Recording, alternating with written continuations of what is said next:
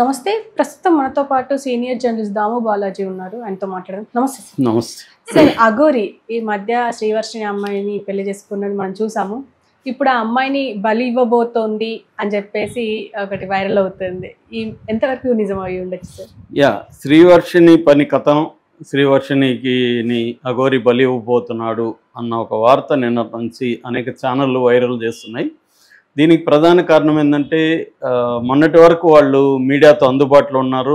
ఏ media వాళ్ళకి ఫోన్లు చేసినా ఇమ్మీడియట్గా రిప్లై ఇస్తున్నారు, అప్డేట్ చేస్తున్నారు. మినిట్ టు మినిట్ పెళ్ళి చేసుకునే దగ్గర నుంచి వాళ్ళు శోభనం వరకు అన్నీ అప్డేట్ చేసేసారు.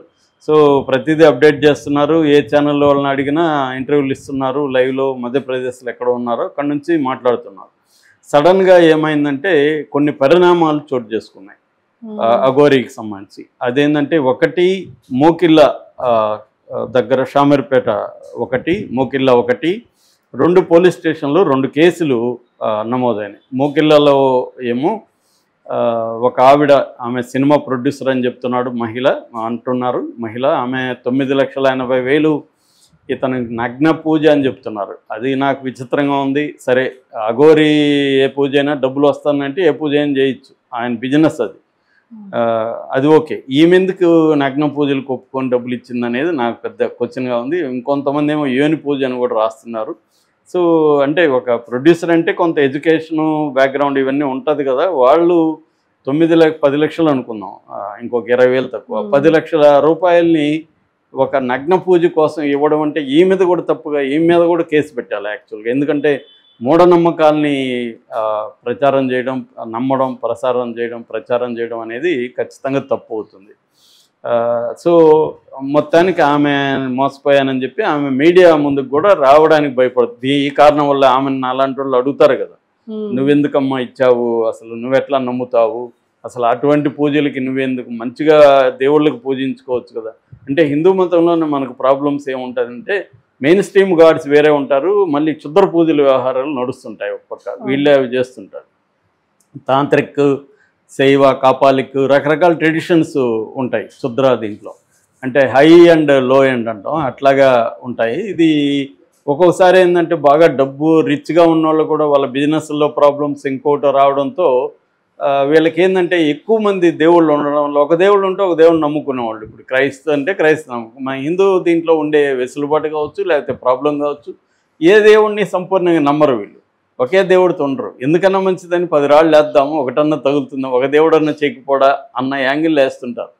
అలాగా ఈమె కూడా క్షుద్ర పూజలకి ఈ అఘోరిని పట్టుకున్నట్టు తెలుస్తుంది. అఘోరికి డబ్బులు ఇచ్చింది. ఇంకెవరో కూడా ఒకరు 1 lakh డబ్బులు ఇచ్చాము అనేది కూడా ముందుకు వచ్చారు పూజల కోసం.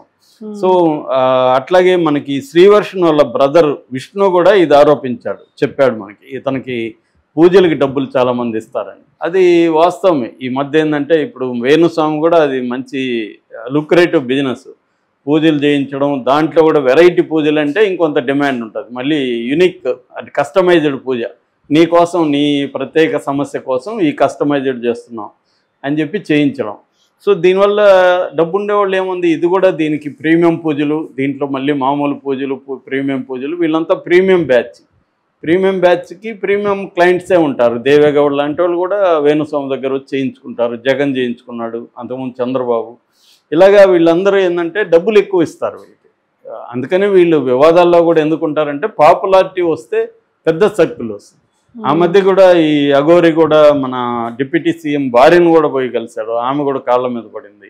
సో బిగినింగ్లో అఘోరికి మంచి పాజిటివ్ వచ్చింది. ఈ మధ్య ఏమైంది, ఎప్పుడైతే వర్షిని ఇష్యూ వచ్చిన తర్వాత లేడీ అఘోరికి నెగటివ్ టర్న్ అయిపోయి, లేటెస్ట్గా అయితే అసలు లేడీ అఘోరి, మాత, నాగసాధు ఈ పక్కన పెట్టి అల్లూరి శ్రీనివాసు వీడు అఘోరి గాడు అన్న యాంగిల్ బయటకు వచ్చేసింది. సో ఇది ట్రాన్స్జెండర్ కాదు అని యాంగిల్ బయటకు వచ్చింది.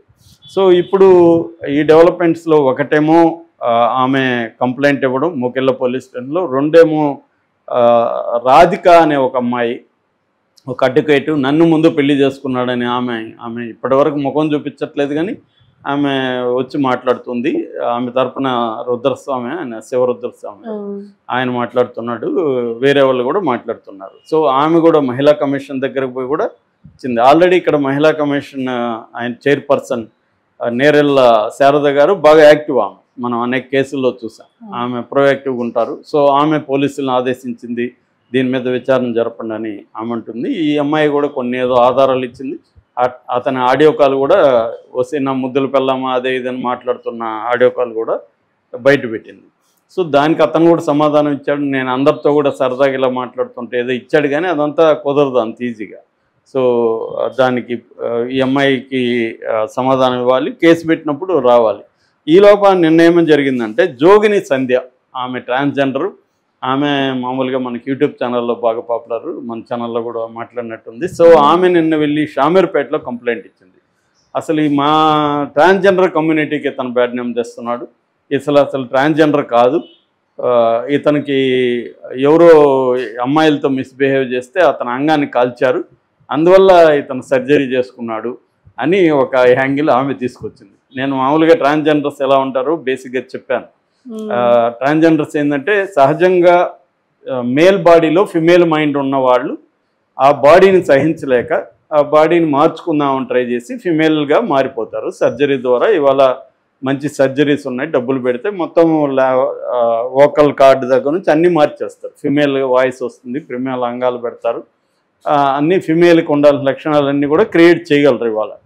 అది నేచురల్గా వాళ్ళు ఫీలింగ్, వాళ్ళ జెండర్ ఐడెంటిటీ, సెక్సువల్ ఓరియంటేషన్ బట్టి జెండర్ ఐడెంటిటీని సెక్సువల్ ఓరియంటేషన్ మధ్య కాన్ఫ్లిక్ట్ వచ్చినప్పుడు జెండర్ ఐడెంటిటీని మార్చుకుంటారు. ఇది నేచురల్ ఇది. కానీ కొంతమంది అబ్బాయిలు ఏం చేస్తున్నారంటే, ట్రాన్స్జెండర్ ఉంటే బాగా డబ్బులు సంపాదించవచ్చు అని చెప్పేసి వీళ్ళ మైండ్ మేల్ బాడీని కానీ ఫిమేల్ బాడీగా మార్చుకుంటారు. ఫిమేల్ బాడీ అయినంత మాత్రం ఫిమేల్ మైండ్ కాదు, అది మేల్ మైండే ఉంటుంది. కానీ డబ్బుల కోసం, అర్నింగ్ కోసం అలా మార్చుకుని ఆ మధ్య కూడా ఒక 30 మందిని బీహార్ వాళ్ళు ప్రధానంగా వాళ్ళని మన హైదరాబాద్ పోలీసులు పట్టుకున్నారు. వీళ్ళే ఎక్కువ దౌర్జన్యాలు చేస్తూ ఉండేది. ట్రాన్స్జెండర్ పేరుతో చేసే దౌర్జన్యాలంతా అబ్బాయిలు డబ్బులు సంపాదించడం కోసం అమ్మాయిలుగా మారిన వాళ్ళే చేస్తారు. రియల్ ట్రాన్స్జెండర్స్ అంత అగ్రెసివ్గా ఉండరు, వాళ్ళు చాలా సాఫ్ట్గా ఉంటారు. అనేక వృత్తుల్లో కూడా ఉన్నారు. మనకి పాస్టర్ల దగ్గర నుంచి, ఎస్ఐల దగ్గర నుంచి, సింగర్ల దగ్గర నుంచి, జడ్జిల దగ్గర నుంచి అన్ని వృత్తుల్లో అన్ని కళాకారులు ఉన్నారు. వాళ్ళకి మ్యూజిక్ బ్యాండ్ కూడా నార్త్లో ఉందన్నమాట. సో ఈ అమ్మాయి కూడా ఈ యాంగిల్లోనే మాట్లాడుతుంది. ఇతను ట్రాన్స్జెండర్ కాదు, ఇతను మేలే, ఈ అల్లూరి శ్రీనివాస్ అఘోరీ కాదు, ట్రాన్స్జెండర్ కాదు అనేది ఆ అమ్మాయి మాట్లాడింది. సో ఇతని మీద కేసు పెట్టారు, అందరినీ మోసం చేస్తున్నాడు. పోలీసులు కూడా షామీర్పేట పోలీసులు మీడియాతో మాట్లాడారు, మేము రిజిస్టర్ చేసుకున్నాం, ఎఫ్ఐఆర్ చేసాం, మేము అతని కోసం ట్రై చేస్తున్నాము అతను పట్టుకురావడానికి అని చెప్పారు. సో ఇలాగా అంటే దాదాపు 3 కేసులు నమోదైనాయి. పోలీసులు కూడా ఇంతకుముందులాగా పట్టించుకోకుండా ఉండట్లేదు. ఇంతకుముందు అంటే ఫర్ ఎగ్జాంపుల్ కొమరవల్లి టెంపుల్ దగ్గర కత్తులతో అందరి మీద దాడి చేశారు. అంతకుముందు ఆత్మహత్యకు ప్రయత్నం కాళహస్తిలో అనేక చోట్ల ఇతను దాడులు చేసినా కూడా పోలీస్ స్టేషన్లో ఎవరో కూడా పోలీసులు ఇతను అరెస్ట్ చేయాలనుకోలేదు. పైగా బార్డర్ దాడించే కార్యక్రమం చేశారు.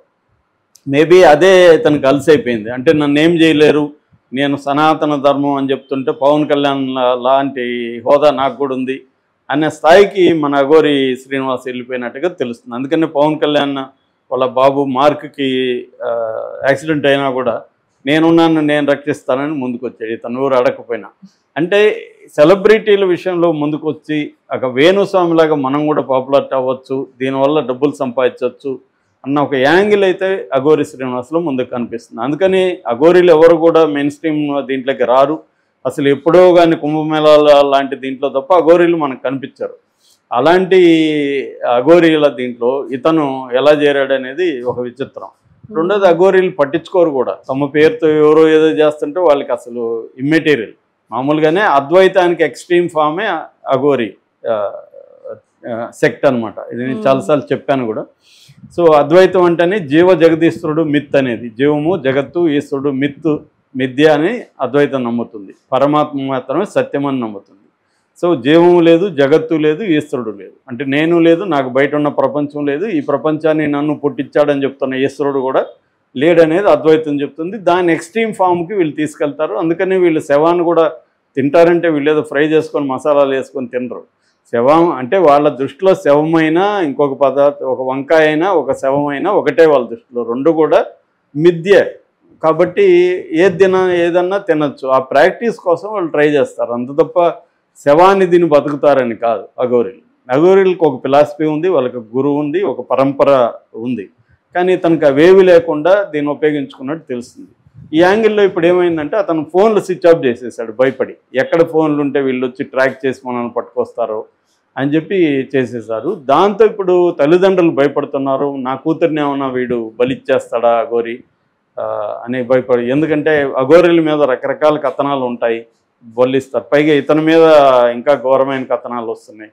అందుకని ఇప్పుడు అందరికీ డౌట్ ఏంటంటే ఈ అమ్మాయిని ఏమన్నా బలిచ్చేస్తాడు. ఎందుకంటే ఈ అమ్మాయికి ఎవరు లేరు, కంప్లీట్గా ఇతను నమ్మేసి వెళ్ళిపోయింది ఈ అమ్మాయి. అతను ఏం చేసినా అడిగేవాళ్ళు ఎవరు ఉంటారు, తెలిసేది ఎలా తెలుస్తుంది? రేపొద్దున నాకు తెలియదు మిస్ అయిపోయింది అంటాడు ఇతను. దాన్ని ఎవరు పోయి పోరాడాలి అతనికి వ్యతిరేకంగా? అతనేం ఒక చోట ఉండడు, ఇక్కడ ఉంటాడు. రేపు హిమాలయాలకు వెళ్ళిపోయి ఎక్కడో దాక్కోవచ్చు. ఎవరు పట్టుకొస్తారు అతన్ని? సో ఇది భయపడే పరిస్థితి అయితే ఉంది. ఖచ్చితంగా శ్రీవర్షిణి అయితే అమ్మాయికి మెచ్యూరిటీ ఉన్నట్టుగా మనకైతే కనబడట్లేదు. అమ్మాయి ఇంటర్వ్యూలు చూసినా అమ్మాయి ఏదో ఇక్కడ ఒక పరిస్థితి బాగాలేదు ఇంట్లో కాబట్టి ఎస్కేప్ అవడానికి ఒక అడ్వెంచర్, దీనికి మంచిగా డబ్బులు ఉన్నాయి, మంచిగా మనోడు కారులో తిప్పుతున్నాడు, ఏసీ కారులో, మంచిగా పబ్లిసిటీ వస్తుంది, ఇదంతా అమ్మాయికి అట్రాక్టివ్గా ఉండి